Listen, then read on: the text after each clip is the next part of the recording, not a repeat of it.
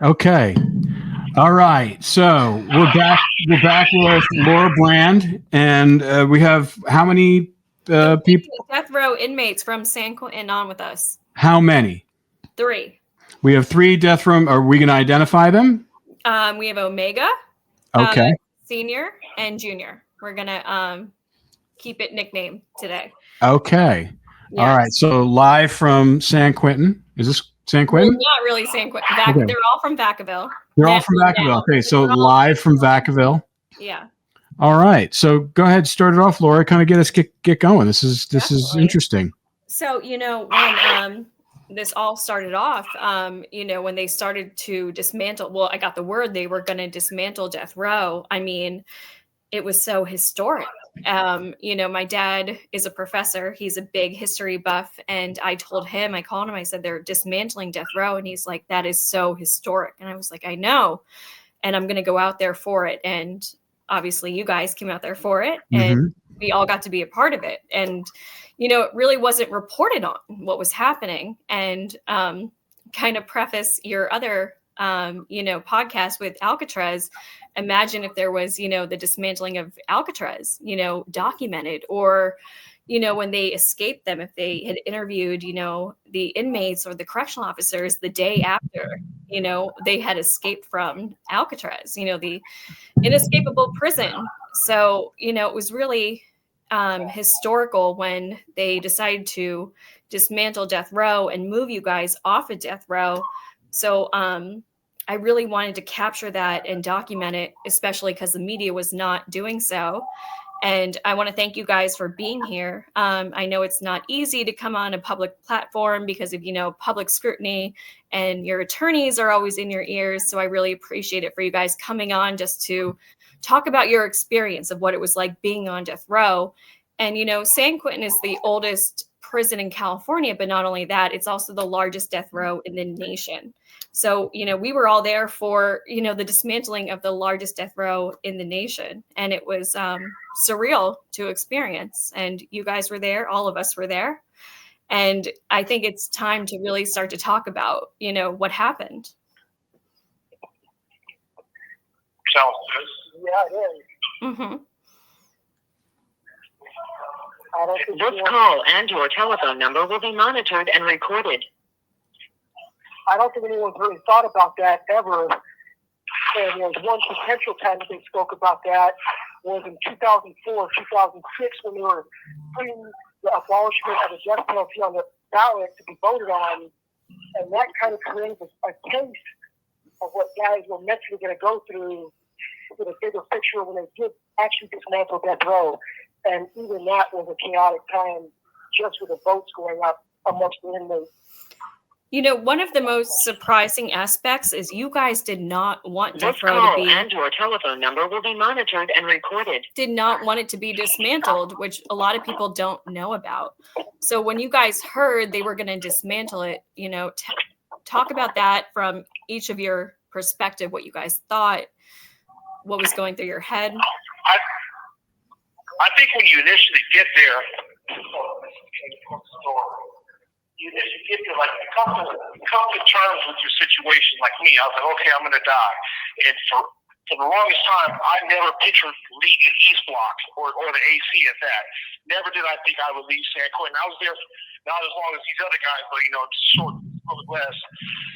But for decades, I was like, this is my home. I even went to committee one time, and there was a warden at the time. It was a female. She's like, "Why are you being good? You've never been good." I was like, "I'm finally home. This is where I'm going to be for the rest of my life." So when they passed the bills, even when they passed the bill, it took 6 years to even start moving us. For that 6 years, I was like, "Oh, they'll find a way out of this. It's never going to happen. They're going to, they always backpedal. Everything they do, they'll pass a law. They backpedal. They do this." So when they started doing the volunteer program, I was supposed to be a part of that, but I wound up in the hospital temporarily, so I got shifted off the thing. And again, after that, because they took so long to restart it, I thought they were going to cancel it again. So with that being said, I never thought I would leave there. Even all my people, I was convinced this is where I'm going to die. I will die in San Quentin. This is my home. I'm not worried about being executed, but I'm going to die of old age in this place. So when it came to time to being transferred, because me and Junior, we were on the same bus when we came here. So we got transferred. It was, you can see, I know I was shocked, just like to actually be like, damn, they're actually upholding this. They're really moving us. We're not coming back here unless we're going to be executed because we can't be housed there. But it's like, this is actually something they're following through with. And many of us, we didn't want to leave because, like, personally with me, I'm still close to home. When I was there, I was very close to home. And you get used to being in one spot. There, we could do whatever we want. Our punishment, you couldn't make us, we couldn't be transferred anywhere. Now, if we get in trouble, we can be transferred other places. Like, everybody had different reasons for why they didn't want to leave somewhere scary, their lawyers or whatever. But personally, myself, I just wanted to stay close to home. That's about it. Right. And I just want, the viewers don't really understand prison, let alone death row, which is a different aspect of a prison. Can you explain what committee is? And, for the viewers who don't understand what that is. Committee is like kangaroo court. Whatever, depending on what you can win there for and who you are is how they treat you. But personally, like, my committees have never been good. You go in there, the I think it's called ICC. You got the warden, associate warden, captains, your so-called counselor is supposed to be working on your side, but is actually a correctional officer. This call and your telephone number will be Hold on 1 second, Omega, because I got to answer. Oh, never mind. That's Ing, never mind. It's your buddy down the hall trying to beep in.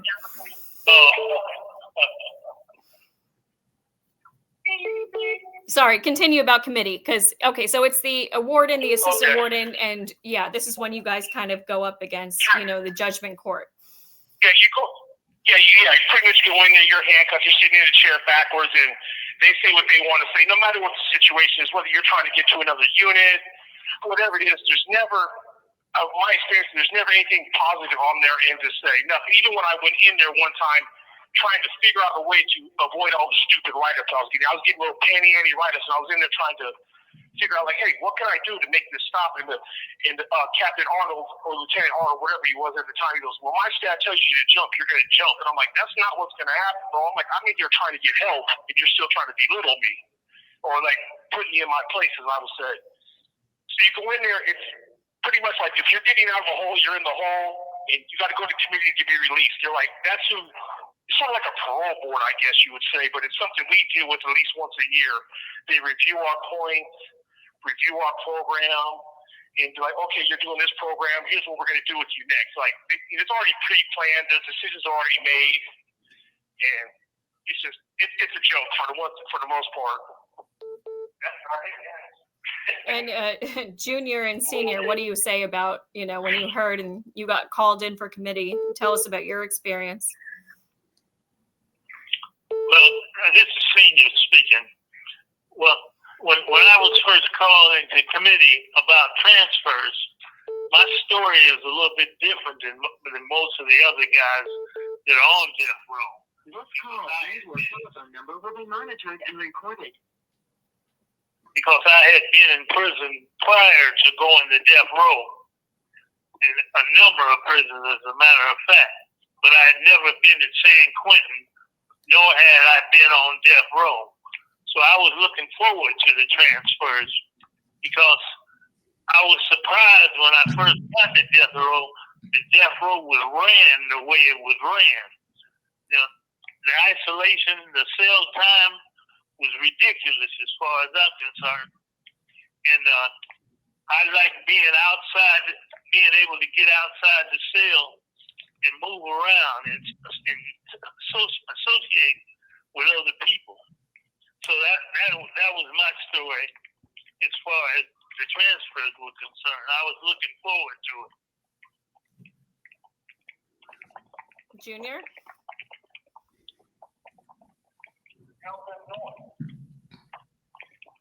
Junior? All right, I don't know. You should be on. I don't know what's going on. All right, well, I'll move on then.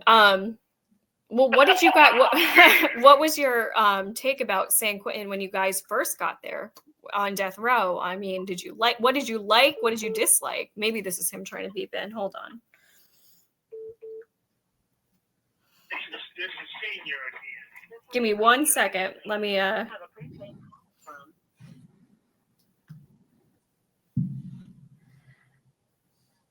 so It's very, very busy It's on your very, end. yeah, it's very, you got a lot of activity happening over here. Your dance card is full. I know. And then you know who's trying to beep in. Oh, I know. It's like 1,000 times. He won't stop. Never. I think it's interesting for people to understand. Okay, so what type of crimes get you on death row? Like, how do how do they? Capital crimes. Right. I just think people need to understand. So a lot of people don't understand, like, A what lot of is people the don't difference understand between. what gets you on death row. Obviously, it's murder. Mm-hmm. Yeah. Right, guys? Capital crimes. Yeah. Oh, sorry. Let me turn them up. It's a murder linked to another crime that gives you the special circumstances to get you eligible for special circumstances to be on death row. Mm-hmm. Yeah. And I just have a question I don't have for. multiples. I have just one that I'm convicted of. Yeah. For the question for. Your telephone number will be monitored and Oh my recorded. God. It's like So chaos. busy. It's chaos. Seconds remaining. Are they all calling in from separate sources? No, it's Or are they together? it's Ing. Okay. All right. Sorry. Just tell them you're calling back. Yeah. Oh no, that's correct. Okay. Yeah, I'm just gonna tell the other ones we're recording. Sorry, guys.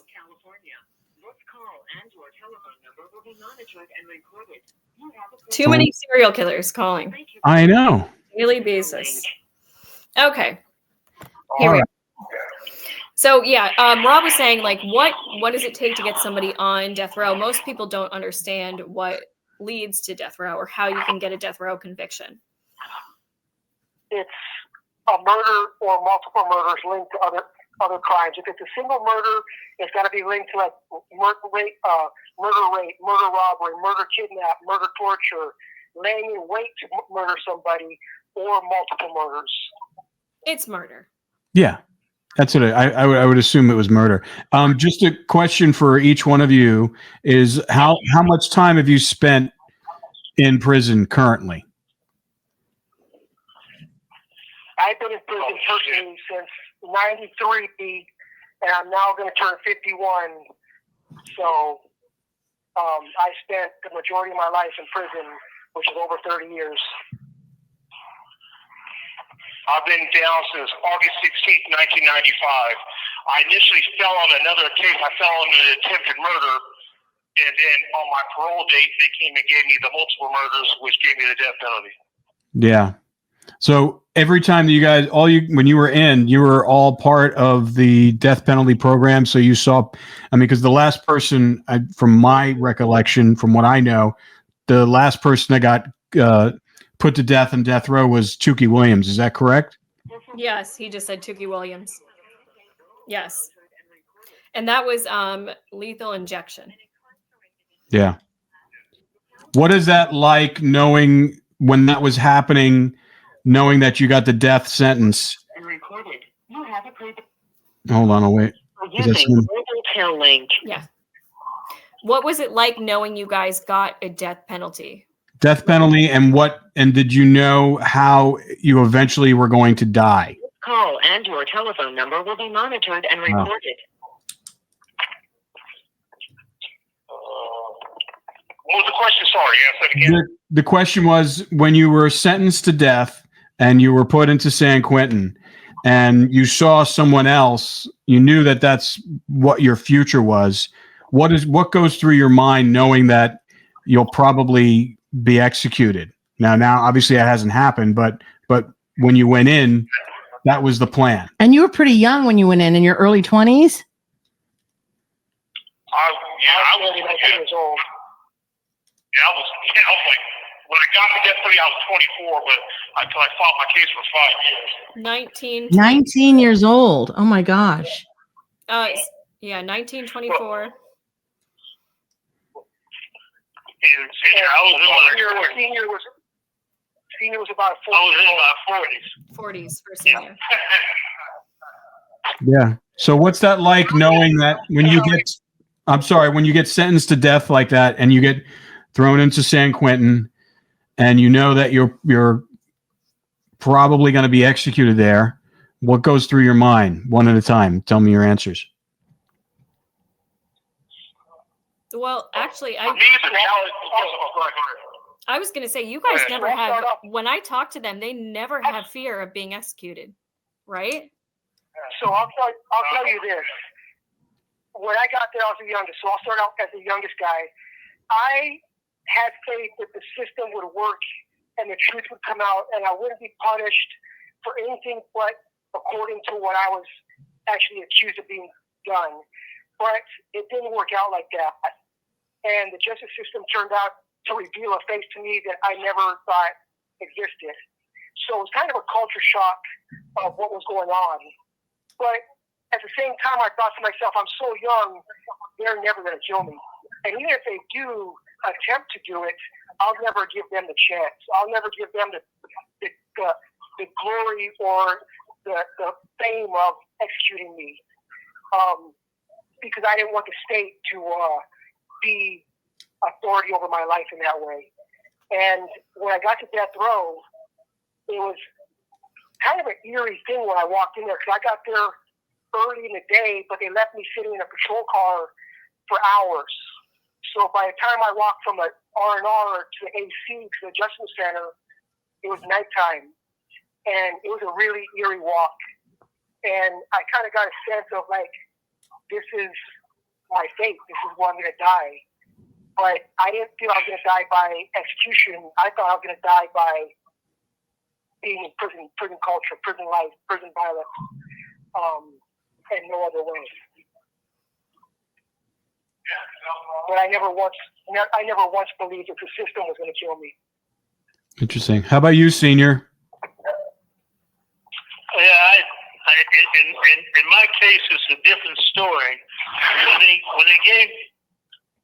When they gave me the death sentence, I had anticipated receiving the death sentence, so I wasn't shocked or surprised at all. When I got to San Quentin, that was my first time of being at San Quentin, and I had settled in just like I had settled in other prisons. So, like I said, I wasn't surprised or shocked, that I was on death row. But according to what Laura was telling us just recently, that neither you guys weren't afraid to die from the death penalty?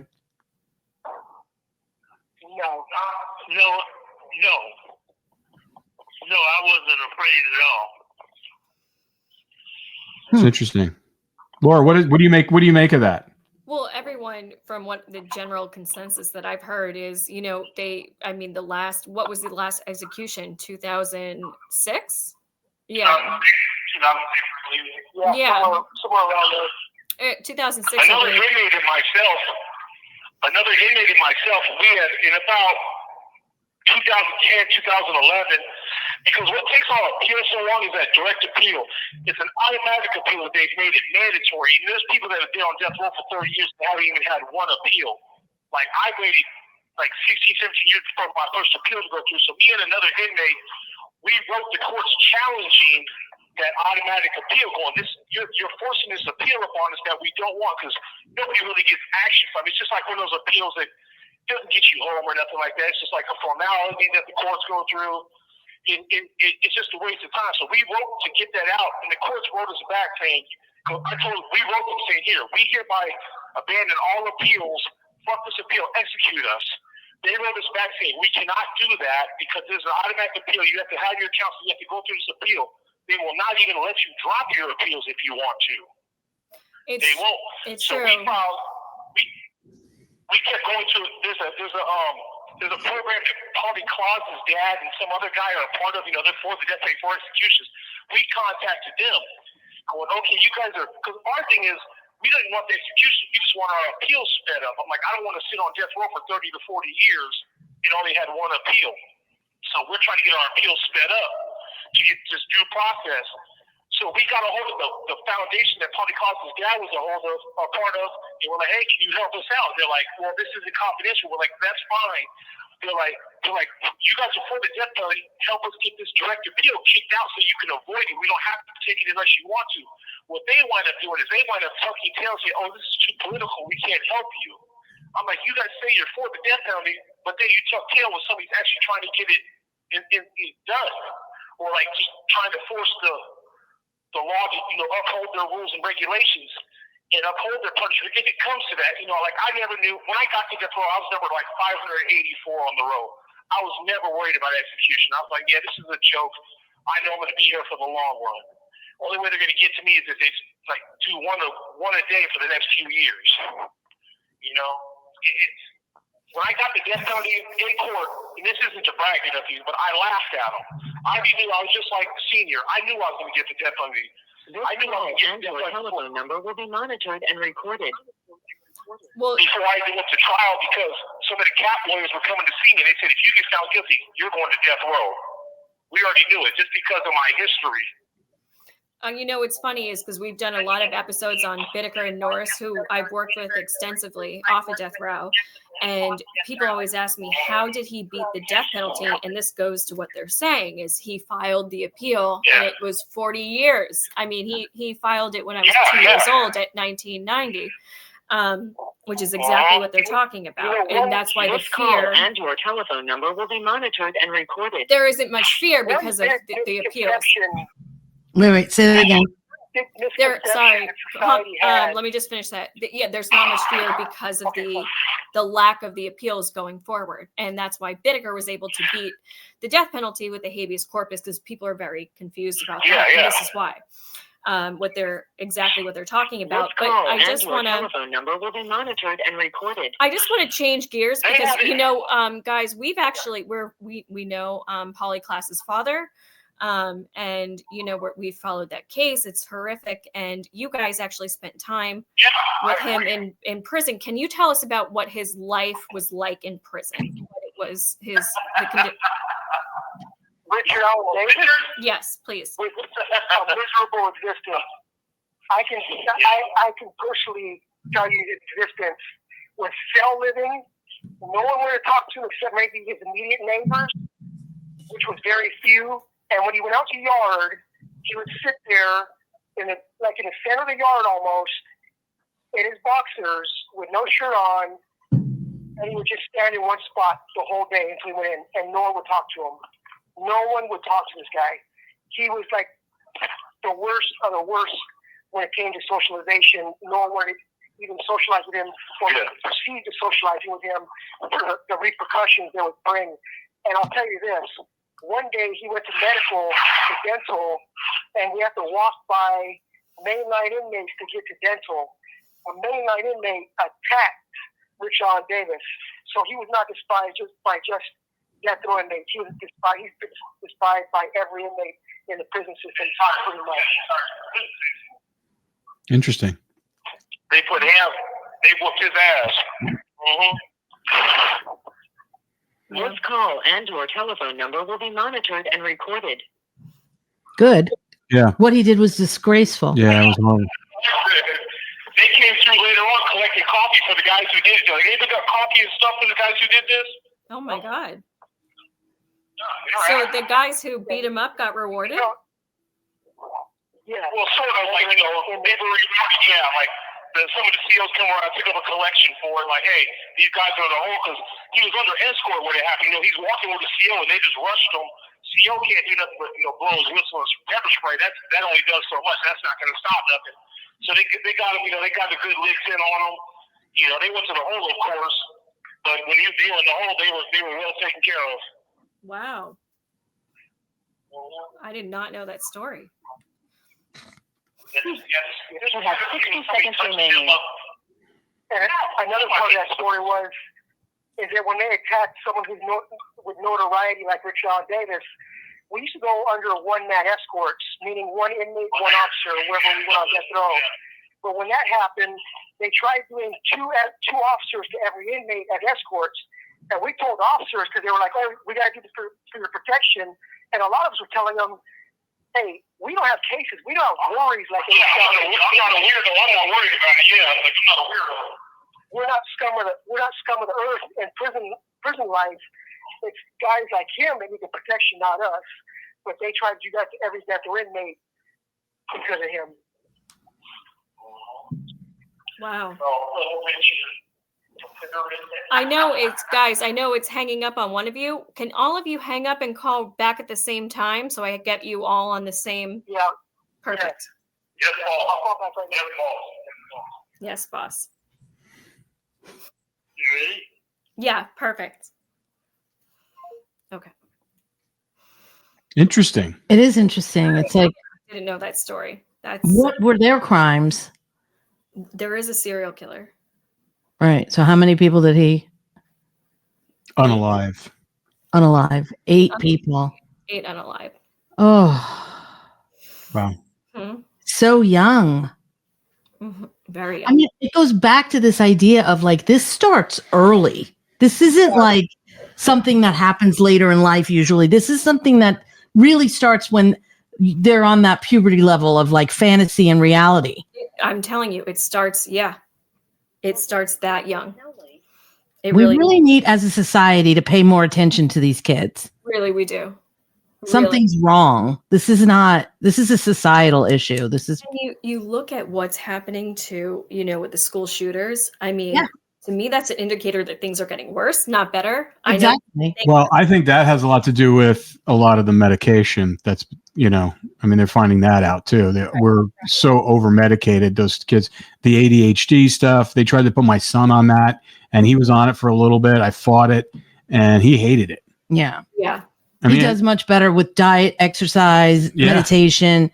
Those are things that they should be teaching these kids at a young age. This is a societal issue. This is systematic. I mean, the fact that this is continuous now. Young, very young people. For using global tel link. Very young. And I will say though, as somebody with ADHD, it's been life-changing for me. You Me too? Oh yeah. Are you kidding? Rob and I are always in the prison. That's so funny. But yeah, I mean, it's been, we'll talk about that later when we don't. Yeah. But yeah. Sorry, we got on one, guys. But you know what I want to ask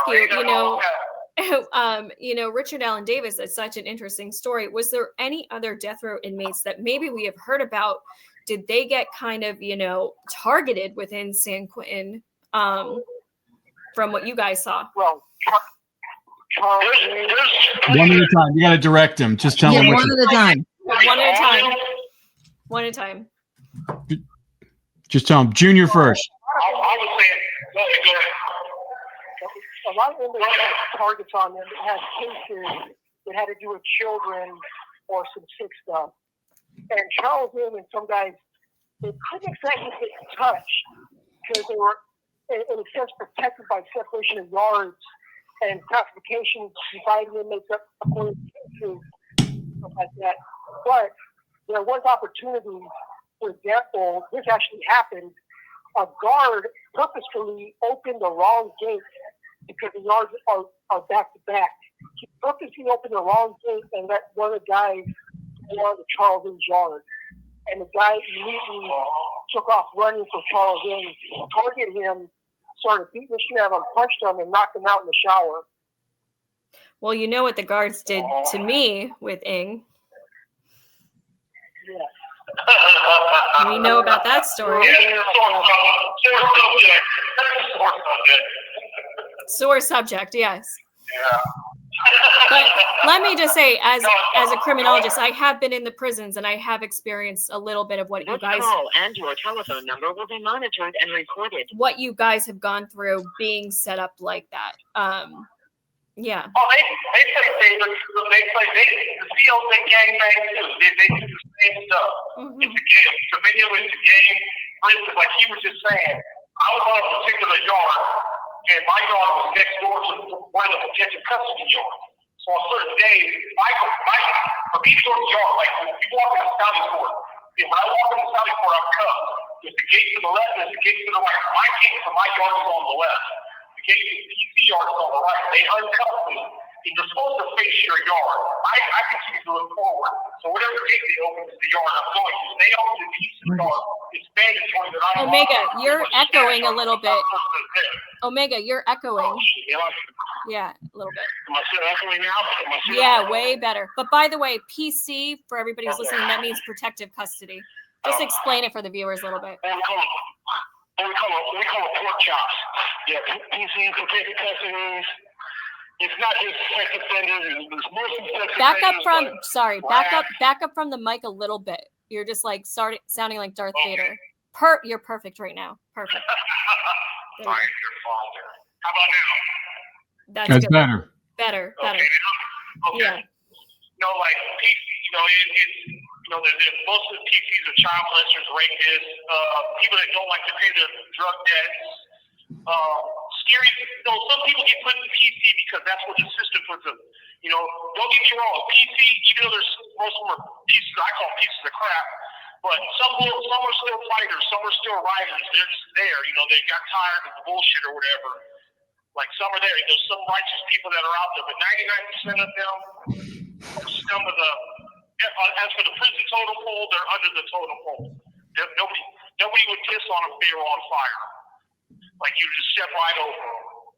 So like for my thing, if I was to go like on my yard, if they open their gate, it's mandatory that I run out there, and pretty much the first one that I see, I got to take flight on. It's pretty much mandatory because this yard, everybody on this yard is a target. If you're PC, you're a target. If you get to the high profile case ones, that's even better. Like you want to sort of leave your mark with them. You want to dog them out if you can. Like leave your mark. And you're not going to get much time to do much to them, but you just got to do what you can while you have a chance. And the COs every once in a while, if you get a cool CO and that's what you're on, they'll open the door for you. They'll let you get yours on for a minute. Interesting. Mm-hmm. It's a very insane environment, truly. I mean, it really is. Officers, they politic too. Officers politic just like inmates do. Mm-hmm. What is your biggest survival skill behind bars? Oh, that's a great question. What is all of your biggest survival skill behind bars? Each one of you. But tell them which one first. All right, I'm going to do this first. Senior, you're going to go first. What is your biggest survival skill behind bars? You're talking to senior? Senior, yeah. Yes. Yeah. Okay. Yeah. My biggest survival skill is experience. Like I said, I've been in the prison system long before I went to death row, and I know people, and I've been around for a long time. I'm 70 years old, so I understand the system. Okay. Junior? Street smarts. Being able to read people and read the environment. I couldn't hear what he said. What did he say? Street smarts and being able to read the environment. Okay. Mm-hmm. So to avoid conflict as much as possible. Mm-hmm. So let's just go back for a second. So what's his name? Richard? Oh, wait, I just want to ask Omega, what's your biggest survival skill? Mind my own business. Mind my own, I do what I want to do, but I don't get anybody else's business. I try to hold things for mine. Stay out of my business, and we're okay. He minds his own business. Okay. So a lot of psychological stuff, nothing physical. Yeah. Prison is one big mind game. It's like high school, but the consequences are death. Consequences are death. Mm-hmm. And your telephone number will be monitored and recorded. Yeah. You have to view life in prison as a chess game on multiple levels all throughout the day. So you don't have a chess game to get through day-to-day prison life. If you have chess games, you tell each and every inmate that you're around, because each individual might have a multiple personality or some kind of bad mood or whatever's going on with that individual. This call and your telephone number will be monitored and recorded. You are always playing chess when you're not around people that you trust. Even when you're a tip, sometimes you have to. It's a big mind thing. I'm sorry, I couldn't hear what he said. Omega, can you get closer to the mic? And Junior, you're mumbling a little bit. Oh my God. I said prison is just pretty much a big mind fuck. You get caught up in whether you have to manipulate the system or you catch somebody trying to manipulate you or you catch somebody trying to lie to you. And unfortunately, it tends to lead into our personal lives too because you're on this guard all the time. You're on guard. This person could be my buddy, but at the same time, I don't know if he has a hidden agenda. For instance, you could be doing business with somebody and you tell them, hey, don't tell nobody this, but then you catch them telling somebody. So it's like, you're on my side. You're not going to run your mouth to other people, but a lot of people can't hold their bud and they'll act like they're your friend because they want to get something from you. You know how that is. Everybody's experienced that. And people, so you got to be really mentally strong in reading people and knowing, trying to figure out what their truest intentions are. They really my friend? Are they really my associate? Are they just trying to use me for something because I have money? Is that the reason they hang out with me? Or do they feel like being around me, they feel protected or something like that because of where I'm from or whatever? It's just one big mind fuck. Yeah. Really true. All right. So this question is for Senior, and then the rest, and we'll do that first. When you were first put into death row, and when are death row inmates, when they're first put in death row, are they bigger? Are they? Telephone number will be monitored and recorded. When you guys were transferred to out of death row and they dissolved it and they put you in general population, were you guys targets? You're talking about general population on death row? No, I'm talking about when you were when they dissolved death row and they moved you to Vacaville and you put you in general population. Were you a target? Yeah. No. Call him right back. Call him right back. 1370. Call him right back. Okay. Why don't you guys both hang up so we can reset all of you? Okay. Perfect. Yeah, I want to hear the answer to that question from each of them, because as we know, a lot of them told you that they were nervous. Mm-hmm. These guys seem like they're pretty institutionalized. Yeah. And they're pretty, they weren't afraid of death. They knew they were getting death row, but they also knew the system. They knew it was going to take a long time for them to kill them. Yeah. I mean, in California. If they were in Texas, it would have been a different deal. Oh, Florida, Texas. Yeah, they would have been gone. Yeah. Yeah. It's interesting. Mm-hmm. And what else you want to kind of dive into with them after this question? Like when they found out at San Quentin that the transfers were going to happen, like the whole what happened to the prison, what during the transfers with the psych department, what they went through, leading up to pretty much the whole thing. Okay. Are they back? But also, like, what does that mean for their cases now that they're in off of death? That's a great question. I don't even know if they would know. Because, serial killer X is talking about getting out, and it's a little.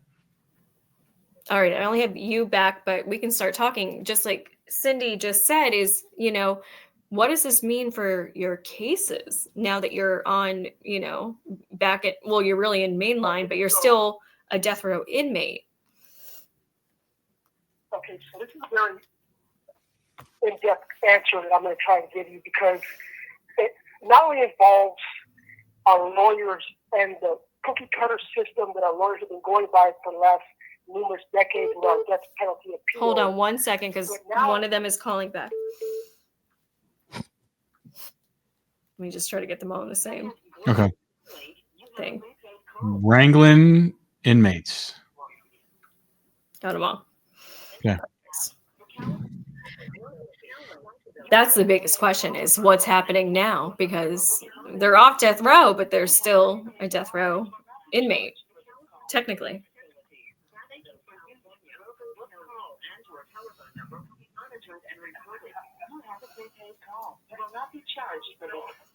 How many phones you got going there, too? Just one. Well, 3 Got lines. some weird on my unit going man down because her butt hurts. Okay. Junior, you were explaining about the process of being still a death row inmate, but in general pop. Okay, so on death row, our lawyers did appeal, and they had certain ways of appealing. And since there's so many of us, the process became like a cookie cutter process. They used the same formula for every death row inmate to appeal, and that's what we did. And on death row, there's no. Can you wait? Hold on 1 second. Can you guys hear him, or is he muffled? He's a little muffled. You're a little muffled. If you can enunciate. Better right now? That's better. Yeah.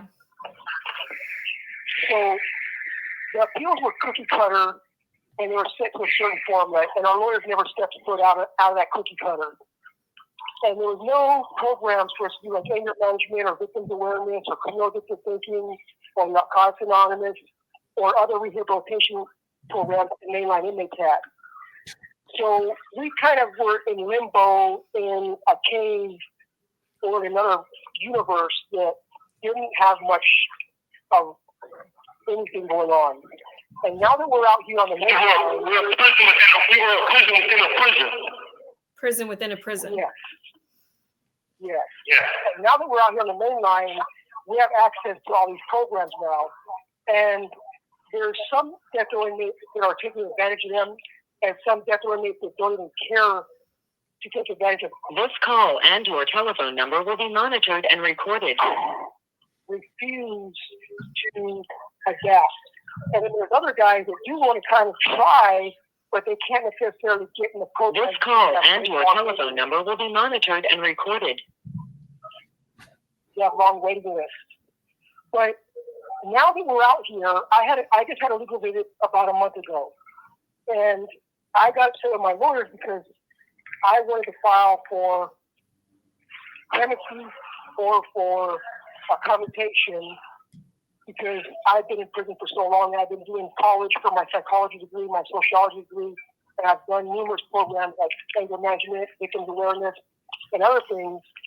And I felt that I have been rehabilitating and that I can possibly deserve someone to take a second look at my case.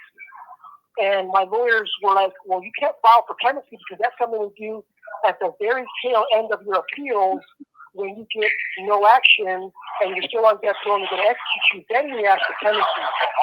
And I got in an argument with my lawyers. And I said, you are doing it in the old cookie-cutter way where there's new avenues for us to take to get out of prison or to get our sentences reduced. And they finally started acknowledging in legal visits that there are other avenues, and they are going to start looking at it. In my case, I don't know if they'll do all the cases they have, but some of us, they're starting to think outside the box to get our sentences reduced or commuted. Is this from Newsom? No, this is not from Newsom. This is just Personal, trying to figure out what. Yeah. our lawyers doing this stuff. Newsom might be working on something that we've heard about, but we're not exactly sure, and I don't want to talk about that. Okay. Funny story, I will say, Junior has all of my serial killers at Vacaville in anger management. Oh, he does.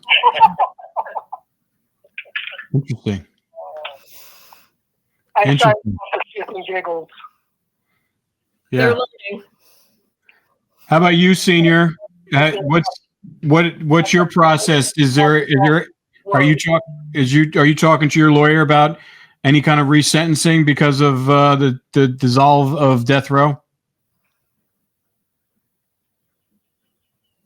Is he here? Who are you asking that to? Senior. Senior, Oh, is he on? I thought I heard him. Senior? Maybe he didn't get back on. All How right. about you? Why don't you answer that? Are you exploring avenues? Right now, I don't even have a lawyer. I don't have an appeal lawyer. They haven't given anybody habeas counsel since 2016. They refused to give it to us because of the moratorium. But right now, I'm just personally taking avenues to show, like, if it does come up, like if I have to go in front of a board or something like that, like I've sort of changed my ways. I'm no longer doing what I was doing. I've grown since I was a kid. You know, I'm trying to show that if I am released someday, I can be a productive citizen. Like I'm going to school, I'm taking college courses, I'm taking these other little classes, whatever they are. That's about, like, I'm doing what I can do personally to, one, also make my people proud of me and make myself proud of myself, but also in the long run, if I go for resentencing, maybe the courts will be like, hey, at least he's trying. He's not just sitting there on his fingers twiddling his thumb. You know, if both of you were, you know, doing a Scared Straight program right now, you know, with troubled teens or something of that, I mean, what would be the piece of advice you would give to, you know, people headed down the wrong path? Before we go there, in 1995, when I first came to prison on my other term, I was in San Quentin on the main line. I had a 2-year prison term. And before I came to prison, I came to prison on the Scared Straight program. I came to it. I was on the Scared Straight program from a Byron Boys Ranch in Contra Costa County. I came. I remember, some guys they tried to threaten you and all this stuff. One, we knew they couldn't touch us, and it was sort of like a joke. It was really jokey because at a certain point, I think some of us already know we're destined for prison. Like, we don't. Personally, I was one of those kids that didn't care. Like, what are you going to do? Send me to prison? Send me to why? I don't care.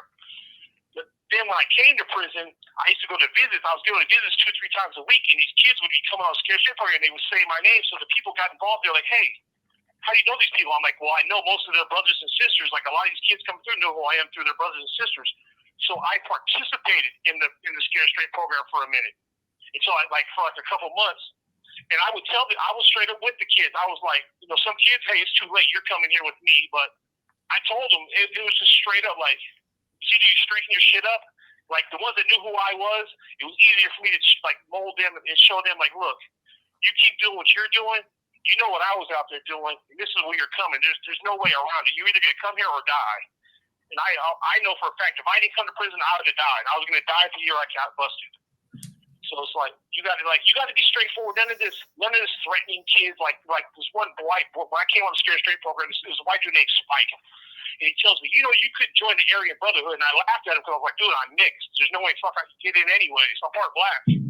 Like, I might look white, but I'm part black, so there's no way I'm getting in anyways. So I made a joke of it, but they were trying to do that threatening stuff, and that doesn't work, especially for kids. This call and your telephone number will be monitored and recorded. Kids that think like I did, I'm full fuck authority. That's how I was as a kid. Fuck authority. If you tell me no, I'm doing it. This call and your telephone number will be monitored and recorded. It was a joke to us. So now, if I was to do a Scared Straight program now, I would just try to understand the child, like what's going on with you? What is causing this anger? What's causing you to self-doubt? What's causing you to commit crimes or whatever? Because once you get under, there's always something. There's always some undertone. It's not that we just choose to be bad. There's something that's causing this. There's something that caused us to choose this life. Whether I chose my friends because I felt safer with my friends than I felt at home. You know what I mean? At least I had some protection than going home and getting my ass whooped. So you just got to get under this and be honest with the kids. You got to be like, look, bro, if you don't straighten up for real, this is where you're coming. And they don't care about your age. They will send you to prison. Now, what would you say to somebody like myself who's a criminologist or a teacher, seeing a kid headed down the wrong path? What advice could you give to somebody like me or teachers or criminologists out there? What would you say to us? I'll say this. Parents and I guess adults view kids. This call and your telephone number will be monitored and recorded. Like, we don't know what we're doing, or we need to be told what to do. And most kids rebel against their parents because they want to experiment with life the way that they feel they want to experiment or grow through life. And when a parent or someone in authority tries to tell a kid, don't do this, or like Corey or Megan was saying, you cannot scare a kid straight. This call and your telephone number will be monitored and recorded. screw you, I'm going to go try it myself. I can do it. You didn't. You couldn't do it. I'm going to do it. Kids don't think the way that you think they're going to respond to you. So if you go with a kid and rationalize with them, like a guy from my position, telling them, look, I've been through this. I know the avenue you're going down. I know you might not admit to me that you've been abused at home, or this might be going on at home, or this might be going on at school. You got bullied, so you feel you got to join a gang, or whatever you're going through. I understand it. You don't have to admit it to me because I don't want you to feel shame that something happened to you and you got to feel bad about it. But in all reality, that shame will go away. It goes away. You just got to live your life and move forward and do the best for you and kind of find people that accept you and embrace you, and a big brother or someone will help you. Because kids need a little bit of guidance. They don't need to be told what to do like an authoritarian because they're just going to rebel. It's better to rationalize with them and try to embrace them. Embrace them. I mean, you really have to rationalize. I would say just like my thing, when I was growing up that way, like Laura, I would say like my whole thing was I just wanted to be left alone. Like if you're not going to, like I was trying to get people, I don't want to say I was crying out for help, but because I started off young. And I seen stuff. So I had like I'm not psychopath, but I seen stuff that made me like sort of numb as a kid. So I would do stuff, but I wanted like my dad would yell, and I'm like, dude, you're not listening to what I'm trying to tell you. Like I'm trying to explain to him what's going on, but he didn't want to hear it. You know, he's like my way or the highway, this type of shit. I'm like, just leave me alone. And it's like you said, it's like, if somebody would have listened, because it's a lot of kids when we get in these situations. We're crying out for help. I'll admit that. I will. It's like we're crying out like, I don't know if you need a hug or something, but it's like, I need somebody to listen to me because this stuff isn't working and you're forcing me. Like, most parents in schools, they have their agenda to force you one way, and a lot of parents forget that they were kids one time. They forget what they did growing up. Mm-hmm. And they're pushing you, you need to do this, you need to go to school, you need to do that. Well, maybe this isn't working for me. And you're trying to explain to them, this isn't working for me. Learning about George Washington doesn't work. It has nothing to do with what I want to do in life. You're forcing me into this. Okay, I'm getting bad grades because I don't understand it. You have 60 seconds remaining. It's funny because I'm seeing the common theme of both of you saying I needed somebody to listen, and I look at Bittaker. I just picked through the ear, and I mean that was symbolic of I just want to be heard, and I just keep hearing this same echoed. On death row is I just want to be heard. So I feel like this is the lesson we all need to take from this. And, children and teenagers, you guys need to be heard. We all need to be listening, like all of us. If we want to make a change. Be heard, not judged. Be heard instead of judged, because we're being judged automatically. Right. They don't need to be heard. They need to be acknowledged. Right. They need to be acknowledged. Yes. Just like you need to understand, the parents need to understand the child, and the child needs to understand the parents. It needs to go both ways. Not just because you're a parent, hey, it's my way, these are my rules. No, you need to understand my point of living too. Yes. I agree. I think it's gonna hang up. I do have a really good question for let's just wrap it up though, and we can kind of I'd love to have these guys back on again. We're running late on time. I just have one last question, and I don't know if you guys have one last question too. If you guys could call right back. I mean, listen, I'm not a fan of giving murderers a stage. You know that. I have a hard time with this, right? But I do think that the work that you're doing is vital to understanding how these people end up in the place that they end up. It's like a quote from Mindhunter where he said, how do we get ahead of crazy unless we understand how crazy thinks? Absolutely. Exactly. And so this theme though, which I think it's really, they're being very open about this. Which being very open, and this is what I'm saying is like the only way we can get ahead of this is to listen. And right. Oh yeah. Just heard what they both said. Like, I just wanted to be heard. You look at Bittaker, like I said, we've been discussing Bittaker with the ice pick. Mm-hmm. Heard. So this is where you start to see as a criminologist, the correlations. Okay. Well, all these criminals are saying this, and here's, this is where we need to stop and look. Wow. This is a correlation, with everything. Yeah. So we are going to wrap this up, but I just had one question for both of you, because it's so important to, talk to you guys and hear your advice you would give and what's led you here. So I just want to ask you guys, you look at the system we have, the justice system and the prison system, it's so broken. And if you guys could implement something into the prison system that could help, what would both of you implement as something that could help? Hope. Is that too much for you? Otherwise, the prisons are going to be breeding grounds for more crimes. Back in the day, prisons used to be colleges for criminals. And they need to take that element out of the prison system so guys don't come to prison to learn how to do crime or advance in a gang, but they have to come to prison to rehabilitate. And part of that process, or the hugest part of that process, is giving them hope that they can make it home one day. Because if you have no hope, you're just going to get guys coming in. Let's say, for example, that I come in for life, or I come in for 25 years to life, and another guy comes in for 5 years or 7 years. I'm going to teach that guy that's trying to get out of prison something that I did, and he's going to go out and commit the same crimes or advance those crimes. So if you don't give guys hope to rehabilitate and get home, they're just going to come to prison and do like a gladiator school of criminals, of like learning more crimes to get better at criminal activity.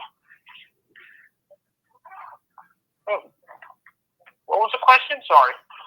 If you could put something in the prison system because it's so broken, something that you could implement to help prisoners rehabilitate, what would that be, or what would that look like, or any ideas you have? Oh man, there's so much that's broken about the system. Mm-hmm. And I got to get that one thought. That's a good one. It's a deep one. Like feeding off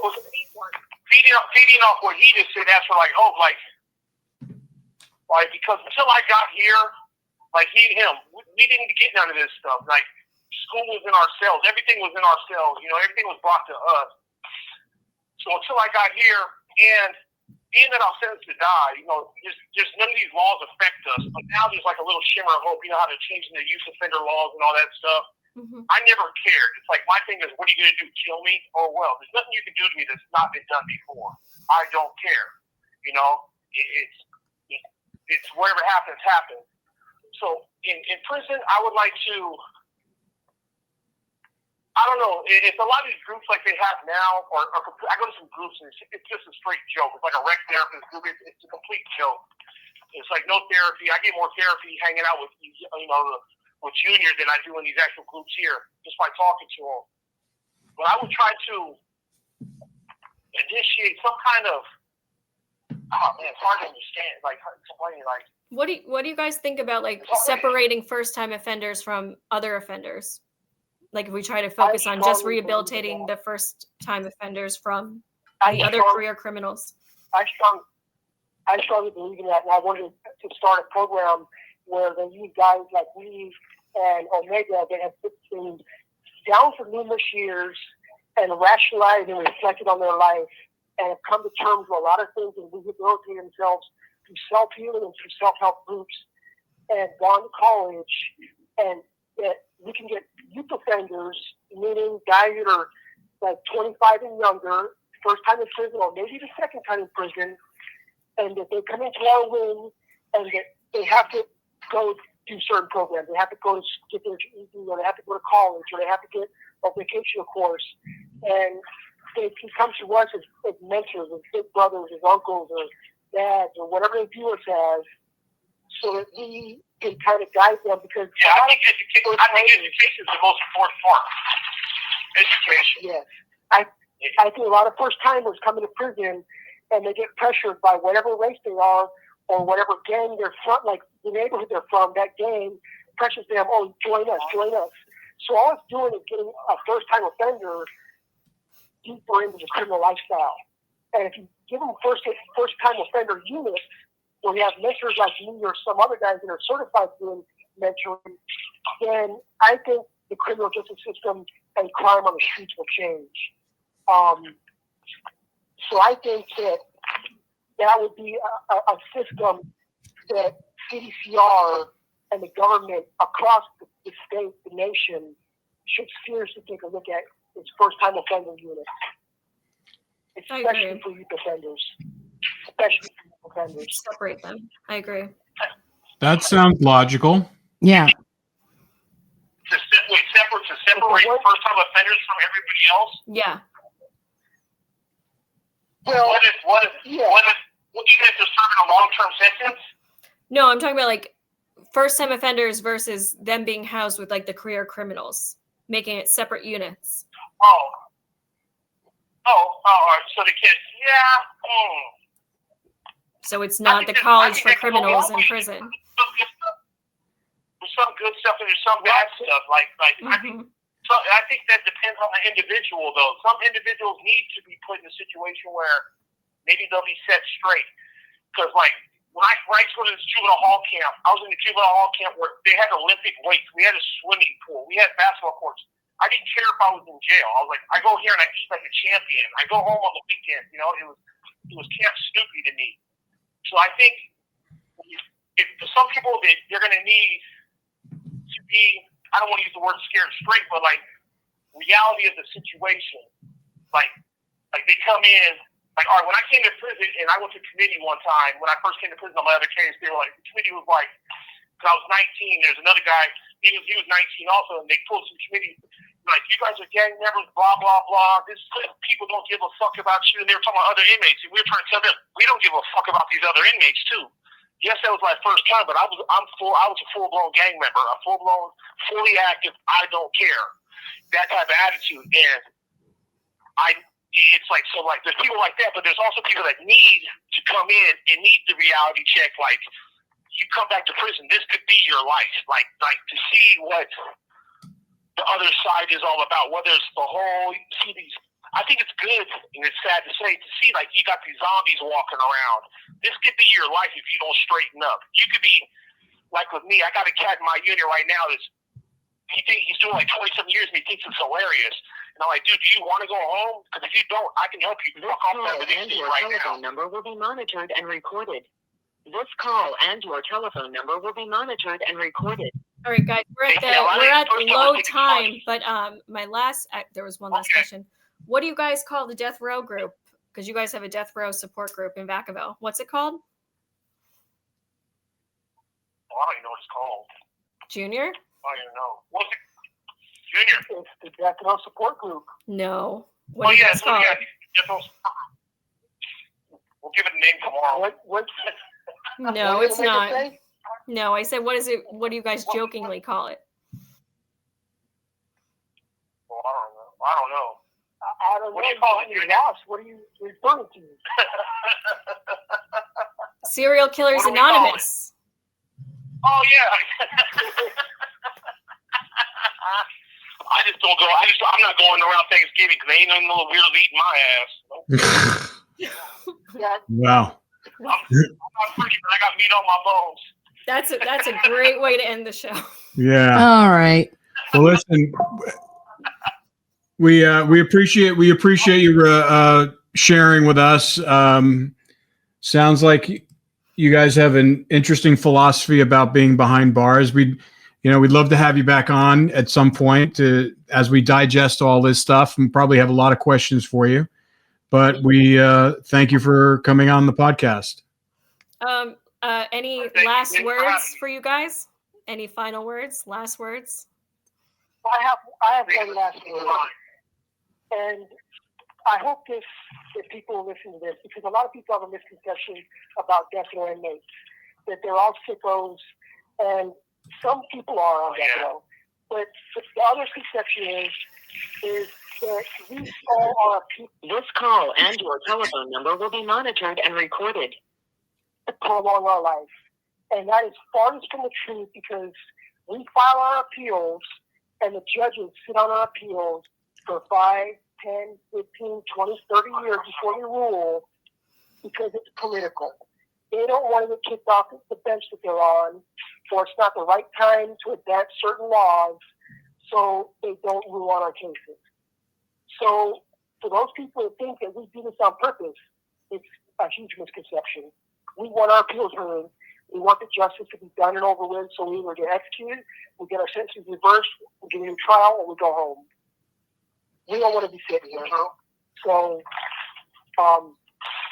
So if you had a choice between dying in prison as an old man or being executed now, what would be your choice?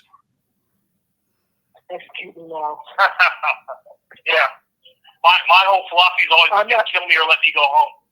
If you're not going to let me go home, wax me. Interesting. Yeah. All right. Either rehabilitate me and let me go home, or kill me, or let something else happen. I'm not going to sit around like a item on a shelf. Or give me constables. All right. On that note, we're done. We'll see you guys next time, though. It was nice talking to you. All right. Good night, guys. All right. Thank you for having me. Thank you for having me. Have a good night. Take care. Bye. Good night. All right. Well, listen. You got a variety of characters there. Yes. You know, Junior seems like he's the philosopher. Seems like, Omega. I mean, he seems like he's coming around to that. He hasn't gotten there, and Senior, obviously, he's completely institutionalized. He's kind of like the Morgan Freeman from Shawshank, kind of. What's funny? Yeah, totally. He has very, completely institutionalized. I don't even think he would know what to do if he got out. He reminds me of John Moss. What's the character from? What's the Red? movie? Red. That is exactly him. Mm-hmm. Yeah. So, but it was interesting. I mean, it's like they have an enormous amount of respect for you, Laura. It's obvious, and to be able to get these, hardened killers to kind of sound like human beings is pretty. Years. It is sad because I do know where he's talking about Contra Costa County up in Northern California. It's pretty rough. As a kid, probably enduring a lot of abuse and things that are probably horrific from what it sounded like. It doesn't excuse murdering anyone. It doesn't excuse homicidal behavior. It doesn't excuse. And the thing is, nothing excuses homicide. No. Nothing at all. What we're doing is looking at, the correlations between them, and we're looking at their childhood. Exactly. Because it is about the systemic issues that we have in this country. And from me who has lived in 5 countries, I can tell you that they handle things a lot differently than we do. And these kids shouldn't be exposed to things that they're exposed to at such a young age, because look what happens. It rewires their brain. I do believe that. Really. I mean, it does. It's getting worse with the school shootings. And, we really, I think we're going to have another, Peter Vronsky and I have talked about, we think there's going to be another flare up of serial killers. I do too. And I've noticed that recently. I've been reading a bunch of articles, like there's these flare ups, and like they've been popping up and then they go away and the news doesn't cover them. And then they pop up again. And then you're like, well, there was one in Big Bear the other day. And they were saying that they thought, some people were speculating that it was potentially connected to a few other unsolved cases in the same area, which wouldn't surprise me, because there must be a vortex in this Los Angeles area, because there's a lot of people. There's a lot of people. More people. And Hollywood attracts them too. Hollywood's, it's just that people come from all over the nation to Hollywood. So, from out of state, but also in Boston, they were having a couple of unsolved murders recently.